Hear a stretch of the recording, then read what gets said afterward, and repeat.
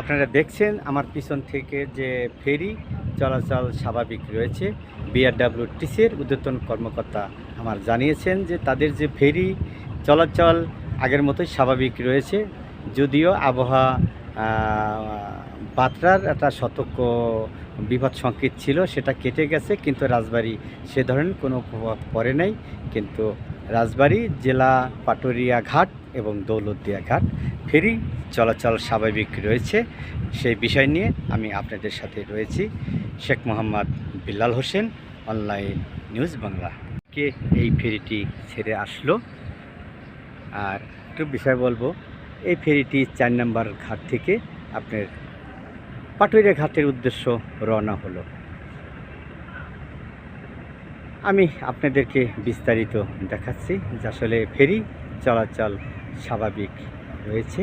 এখন যে ফেরিটি এসে 4 নম্বর ফেরিঘাটে ভিড়ছেন পাটুরিয়া ঘাট থেকে।